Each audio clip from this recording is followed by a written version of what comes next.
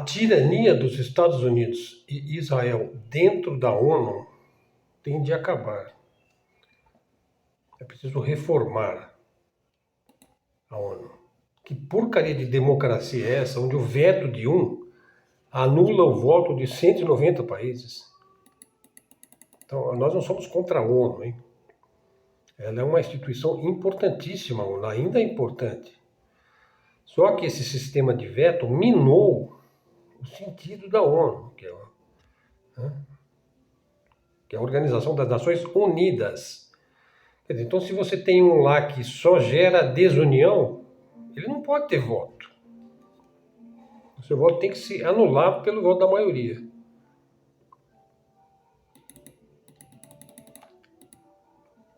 Veja, vários posts aí sobre a Lei Rouanet, né?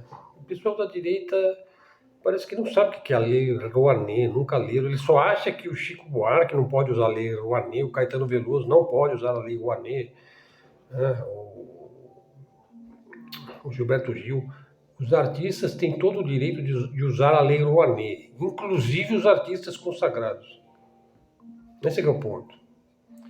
Acontece o seguinte, desde 2023, a Lei Rouanet tem atendido, em boa parte, aí, a cultura local, a cultura regional, a cultura que a gente defende aqui, ó, a cultura tradicional, folclórica, a cultura autóctone, a cultura originária, né? Mas é claro, o pântano aí da extrema-direita só gosta de show breganejo, ou então pentecostal em motociata, e acampamento de maluco, né? Veja, não sou eu que estou chamando de maluco, hein? Foi o próprio ex-presidente aí que chamou os caras de maluco, né?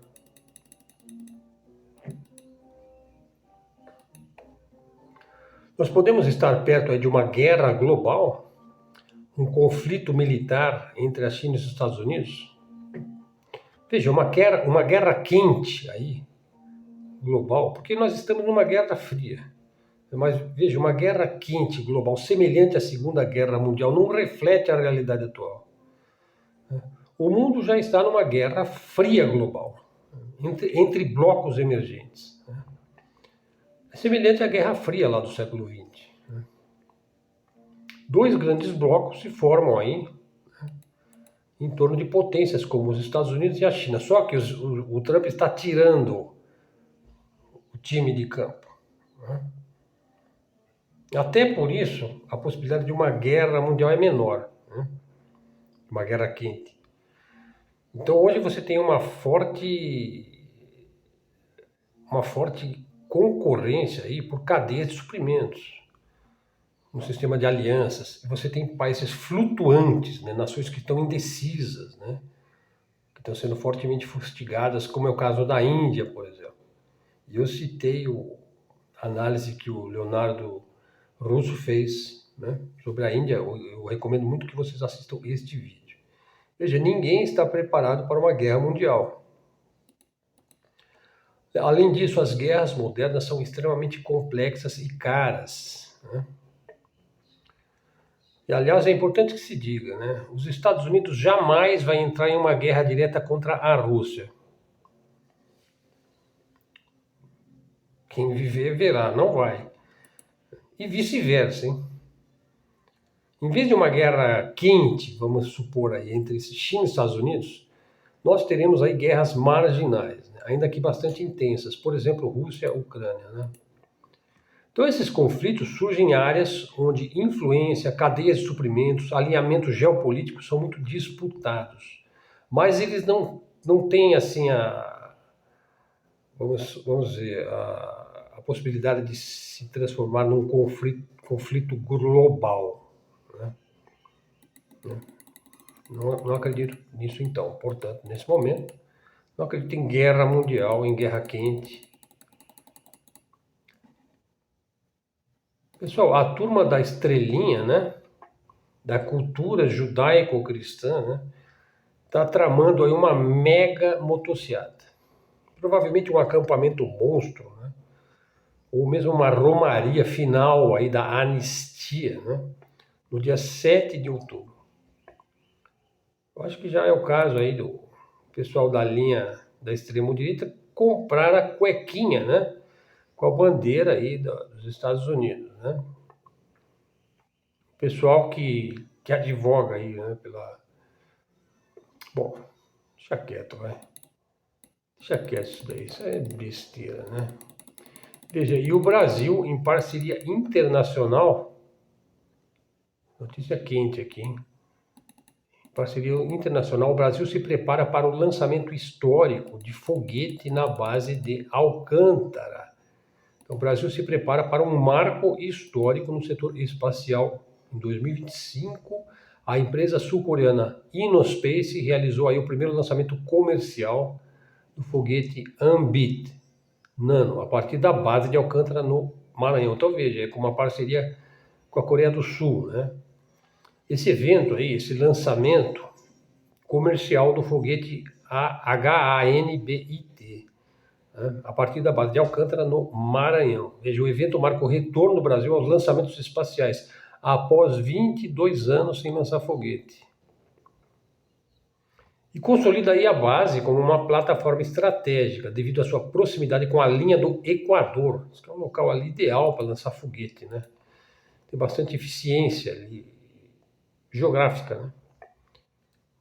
O lançamento estava previsto aí para julho, aí foi adiado aí para esse semestre. Então estão lá fazendo os ajustes técnicos, né, no sistema de propulsão híbrida do foguete. Recentemente, a empresa sul-coreana Innospace concluiu aí o teste estático do motor de 25 toneladas de empuxo, referente ao primeiro estágio do foguete aí, do Ambit Nano, né? Autoridades e especialistas destacam que a operação poderá abrir portas para novas parcerias internacionais, fortalecer a indústria aeroespacial brasileira e gerar empregos e tecnologia no país, que é o que eu espero que ocorra, né?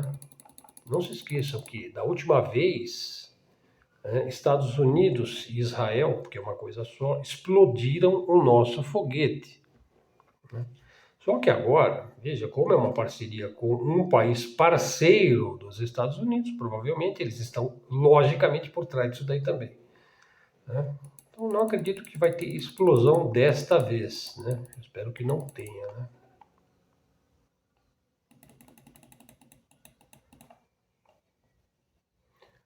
Aí tem uma matéria do Anderson Henrique, que é sempre uma excelente fonte, né?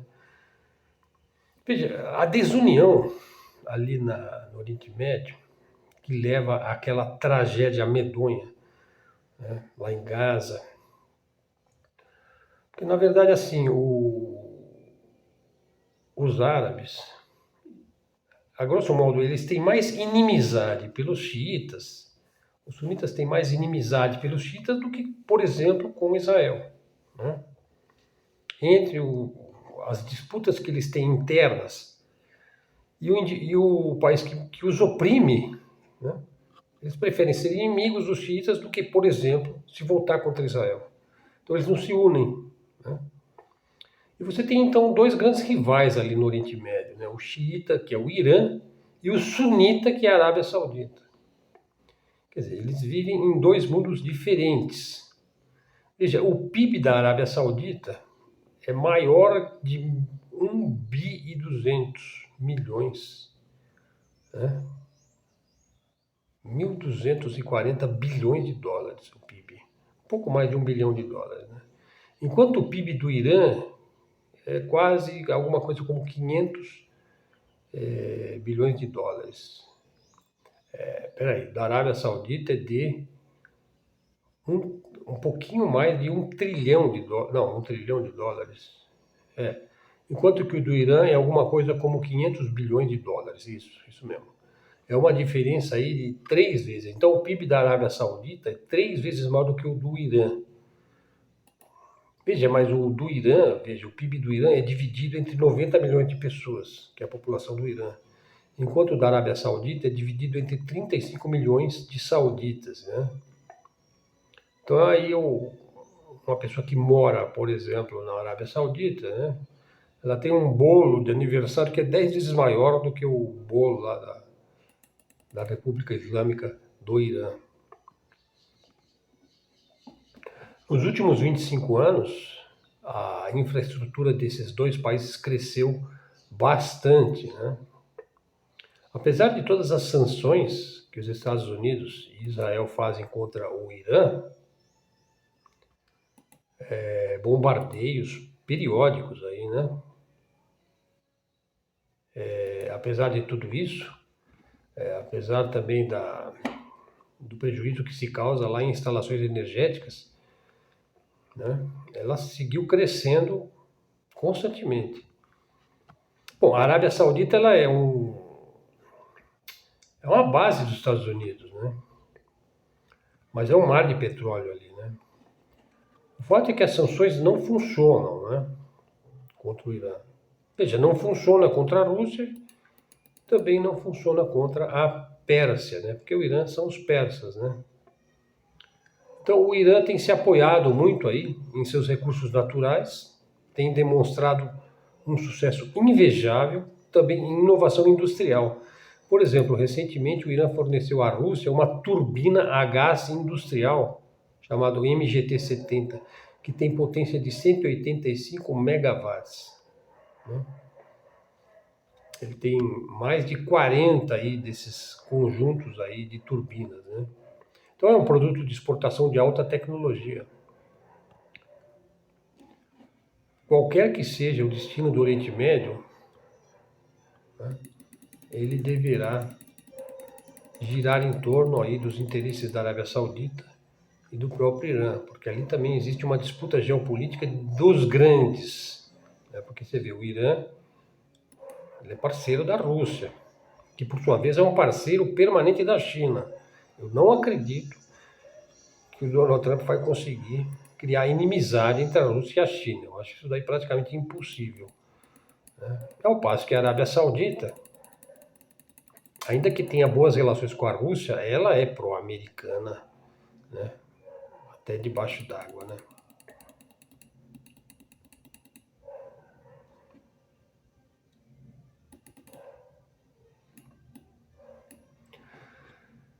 Veja, falar aqui da Rússia e da China, seguindo essa parte aqui do nosso vídeo, né? Já estamos no meio aqui para o final. Veja, o liberalismo capitalista ocidental, que é o que caracteriza, vamos dizer, o século XX, né? E ainda, primeiro quartel aí do século XXI, nós ainda estamos sob o liberalismo capitalista ocidental. É que o Trump, e antes dele o Putin, meteu o pé na porta lá na Ucrânia, e depois chegou o Trump também, e está retraindo, está tirando os Estados Unidos do mundo, né? Mas o liberalismo capitalista ocidental penetrou fundo, tanto na Rússia como na China. Veja, aqui é também para corrigir aí lendas urbanas propagadas aí pelo famigerado fake livro negro do comunismo, né? Também pelas ideias olavistas, né? Que lavou muitos cérebros no Brasil, né? Aliás, muitos deles continuam lavados, né? Veja, a luta encarniçada pelo poder e pela soberania nacional gerou as grandes perseguições, isso no século XX, dentro da União Soviética e também na China. Então veja, na União Soviética nasceu, ainda na era stalinista, a desconfiança em relação ao regime. Desconfiança essa contra a qual o Stalin lutou encarniçadamente, contra a divisão dentro do país, do bloco. E quem promovia essa propaganda dentro da União Soviética? As forças imperialistas ocidentais. E isso vai levar à queda final do regime socialista soviético em 1991. Vamos dizer, o Brezhnev ainda tentou ter um governo firme e forte em prol do nacionalismo soviético e do bloco, né, e das políticas socialistas, mas o germe liberal já estava corroendo aquilo por dentro, né? Ele acabou caindo. Veja, a China não, a China nunca caiu. Veja, a China vinha aí do século da humilhação. A China, a divisão dentro da China era mais explícita. A influência do imperialismo era mais explícita, era mais visível. Na União Soviética era uma coisa mais subversiva, a ação da CIA, né? Da subversão, da propaganda pró-ocidental dentro da União Soviética, era uma força mais subversiva. Na China, não, a divisão era explícita, era a luta entre o Mao Zedong, que era a verdadeira China, e o tirano aí a soldo da CIA, o Chiang Kai-shek, né? Que acaba se refugiando em Taiwan, uma ilha tomada pelo imperialismo japonês. Isso também é muito importante para se entender Taiwan hoje, né? Veja, quem não entende a luta desses povos por seus territórios e tradições e vive acusando-os de bárbaros, não sabe de nada, né? O verdadeiro barbarismo sempre foi o imperialismo liberal, que sempre colocou o dinheiro e o lucro acima do interesse das nações e dos povos e das pessoas. Então, a realidade é que o Stalin ele lutou bravamente contra a alta burguesia ocidental, que queria devorá-lo, né? Ou seja, os bilionários sionistas aí, principalmente britânicos, que juraram mais de uma vez destruir a Rússia e destruir o povo russo, né? Então, quem vier dizer que o Stalin não lutou a boa luta, né, a verdadeira causa, vai estar falando bobagem, né? E na China, os mesmos bilionários tentaram entrar recentemente, em 2010. A sua entrada foi impedida pelos mandarins, né? Muito importante entender isso daí, pessoal. Senão você vai ficar repetindo as bobagens, né, do macartismo ou do neomacartismo, né? Uma coisa medonha aí que o comandante Robson trouxe à tona: diariamente nos Estados Unidos, 22 combatentes das Forças Armadas dos Estados Unidos tiram a própria vida. A média de 22 por dia. A maioria são veteranos de guerras medonhas aí que os Estados Unidos travam contra os povos e os países, sempre por interesses econômicos, né? Veja, desde o 11 de setembro de 2001 até hoje, 140 mil membros das Forças Armadas dos Estados Unidos se suicidaram. Veja, o modelo Yankee de lidar com a vida, né, de fazer da guerra o seu principal negócio, esse modelo, da maneira como eles lidam com os outros povos, isso aí jamais vai servir de modelo para o Brasil, né? Pelo contrário, a gente tem que se afastar desse modelo. E como eu disse no outro vídeo, se afastar de modo inteligente, né? Você está lidando com um indivíduo que te vê como um verme, né? Um artigo aí da Bruna Frascola. Veja o que é a propaganda, né? Há trocentas imagens aí medonhas, né, de crianças mutiladas, né, abatidas, explodidas, né? E que passam aí nos TikToks aí, né? Que agora o Netanyahu, parece que ele que comprou o TikTok, ele que vai censurar o TikTok. Pode ter certeza que vai ter outros meios das pessoas se informarem sobre o que está realmente acontecendo lá na Palestina, né?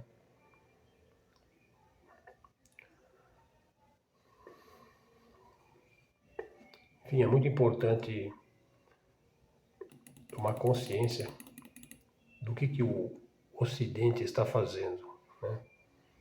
Ou seja, ele já se tornou imoral, depravado, anticristão, né? Olha, no momento que o Ocidente foi dominado pelo liberalismo, que aliás foi condenado pela doutrina católica, hein? Ele virou as costas para os valores cristãos. Valores que devem ser defendidos, não de maneira fanática, como faz a neodireita. Não, deve ser defendido na tua vida diária, não fazendo proselitismo aí, como faz o Malacheia. Não, isso aí não presta. Ativismo de extrema direita não presta. Você tem que defender os valores cristãos na tomada de consciência, na maneira como você se relaciona com os mais próximos, na tua própria família, né? Mas você não tem que fazer disso um libelo, levantar uma flâmula, uma bandeira e sair por aí, né, dando uma de Mussolini, né? Pátria, Deus e a família. Você não tem que virar um TFP, né? Você não tem que virar um FAT. Não, você tem que se tornar conservador nos seus hábitos, na sua vida, no seu cotidiano, né? Nos seus costumes. Né? Porque no momento que o Ocidente ele virou as costas para o cristianismo e aderiu ao liberalismo, né?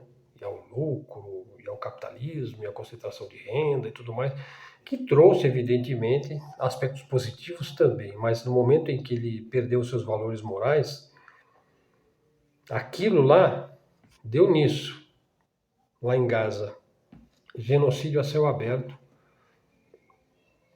com países cúmplices disso daí, e promovendo isso daí, como é o caso dos Estados Unidos, Israel, que é uma coisa só.